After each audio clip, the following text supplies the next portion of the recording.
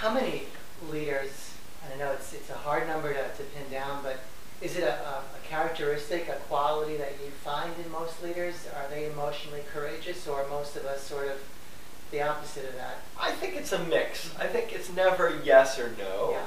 I think when it's really no, when you don't have emotional courage, you find people getting into all sorts of trouble, from harassment to legal issues to I think the reason we get ourselves in real trouble is for lack of emotional courage in many ways in organizations. But I think we have them to some degree, but not others. And I sat in a conversation with a very senior, the head of HR of a very large bank. And we had this conversation about someone on his team who needed to go. And he was clear about it, and he was saying it, and we had coached him a little bit on how to have this conversation. And I didn't know him particularly well, but I had had a few conversations with him. And then I was sitting in the room, and the person came in, and she said to him, look, I know things have been difficult with us, and I just need to know if you want me to leave, I'll leave. And let's figure out the right way to do that, right? And he looked at her and he said, no, that's not necessary. Let's talk about, and I thought to myself, wait, I was just in like a half-hour conversation with this guy about, the fact that he wanted her to leave. What happened?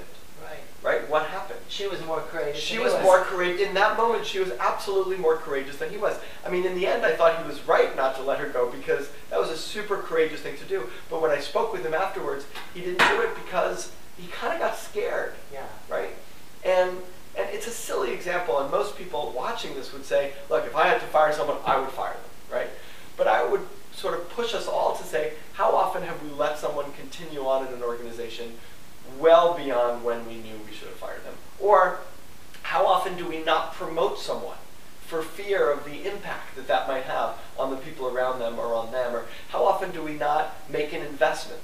And it's not just fear, it's other things. How often does someone come and bring something to us, right? And says, look, I have a real problem or issue with that, and then we get defensive, right? That's the same thing. That's not fear, but it's defensive. I don't want to feel what I'm feeling when you're coming at me telling me I'm doing something wrong. Suddenly I feel incompetent.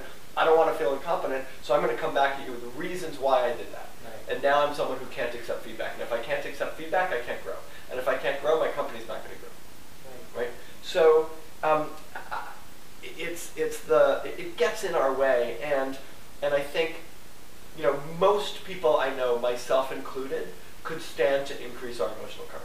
Right? And sometimes emotional courage is not dealing with something absolutely head-on, brute force, push it through, but to be a little sensitive to what's going on. That takes courage for some people, right? Some people are really great at listening and don't stand up for themselves. Some people are really great at standing up for themselves and pushing stuff through, but aren't really great at listening. Both require emotional courage. And so, when I think of, when I think of like the one thing that's most important for people to learn and to develop in themselves, the one thing that if you develop in yourself, it impacts every other aspect